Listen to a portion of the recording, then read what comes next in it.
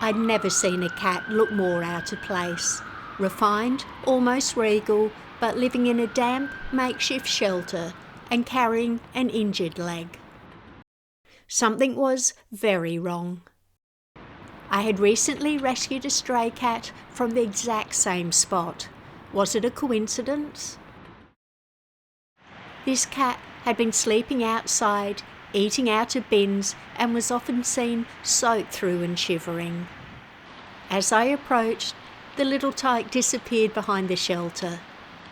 I tried to entice them back out with a tasty treat. It didn't take long. As I scanned for a microchip, the camera was unashamedly poised to check gender. It's a boy. He'd been neutered, but didn't have a chip, which was unusual. I put a collar on with the note attached, asking the owner to contact me. His leg didn't appear to be painful, but it did protrude at an unnatural angle when he sat. Was it an untreated broken leg that had healed badly? As I headed back from door knocking, I saw just how vulnerable he was. So desperate to get noticed, he was putting himself in danger.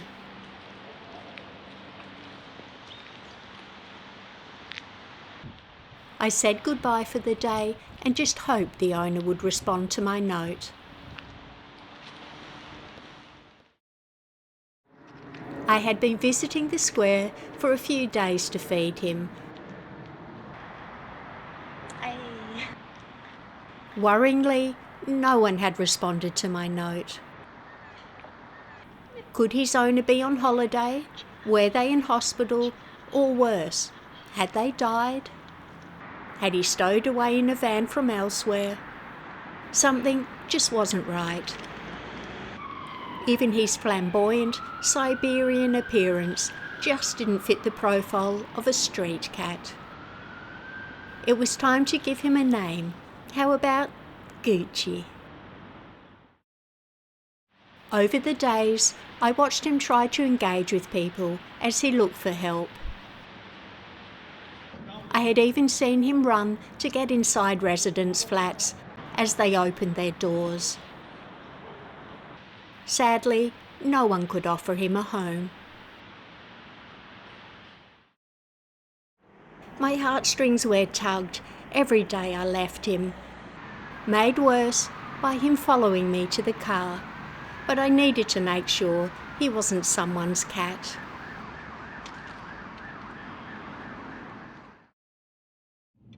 The next morning, I got some bad news. I heard Gucci had been in danger from a gang of youths, so I made the quick decision to grab him. A shattered brick confirmed my fears. It was right in front of Gucci's second hidey hole. I didn't want to set the trap. I wanted to be quick and discreet now I knew cruel kids were about. I thought he may just follow me to the car like he usually did. But not today. He knew something was different. On to plan B.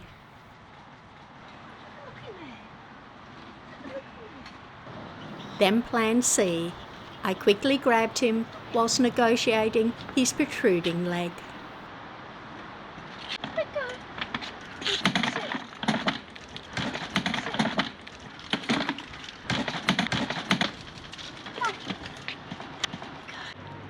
I'm so glad I got him before the kids. I later heard of all sorts of awful incidences on the estate. It wasn't ideal bringing him home today, as he'd have to share the rescue room with someone he hadn't seen for a while. We arrived home. I had heard Gucci and Priscilla knew each other from living as strays on the square. I gradually brought them closer together to gauge a reaction. It was written all over Priscilla's face. Oh no, not him again. I wouldn't normally close the door of the pen, but I needed to make sure they were okay together. Full steam ahead. Tomorrow, both Gucci and Priscilla were booked in at the vet's. Come here. I managed to quickly trick them both into their carriers. The day was off to a smooth start. Nicoletta the vet aged Gucci at not more than 18 months old. Thankfully, a health check and blood test revealed he was in good health. I had him microchipped and made an appointment for a leg x-ray. Back home to the welcome party. Most of you will know Madonna from her guest appearances and rescue video. I slept in the room with them to make sure everyone felt safe. Gucci quickly claimed my dressing gown, sleeping for 8 hours straight as the snow fell outside.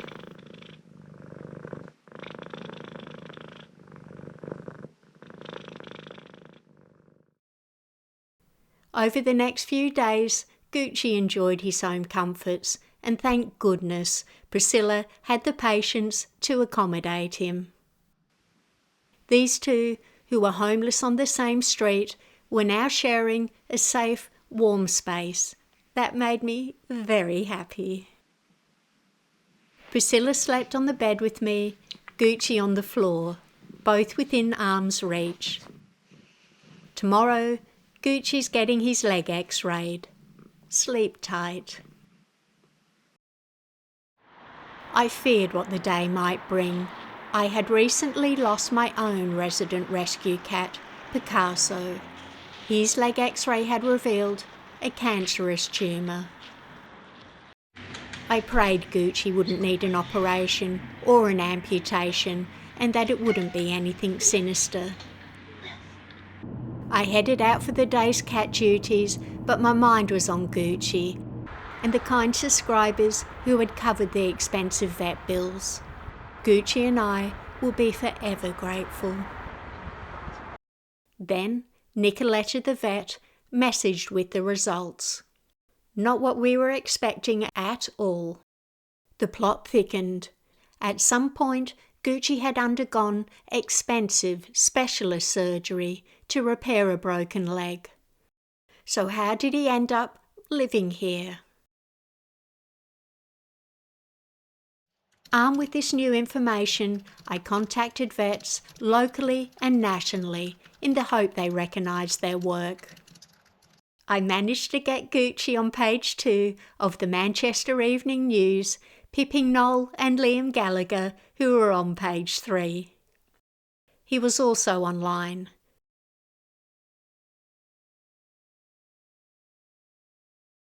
I posted on my social media platforms, but after nearly 3,000 shares, no one came forward. Even more baffling, no one appeared to be looking for him either.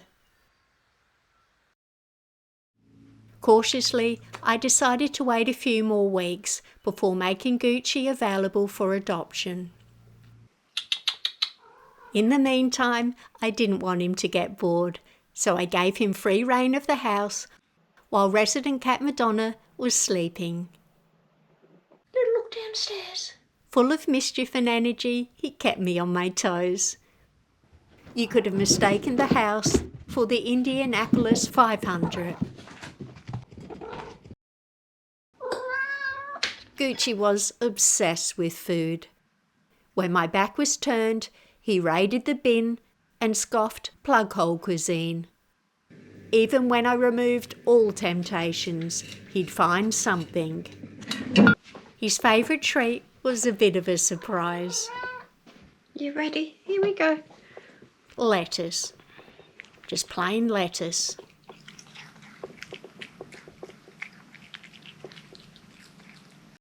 So worn out by the end of each day, he'd fall asleep sitting up.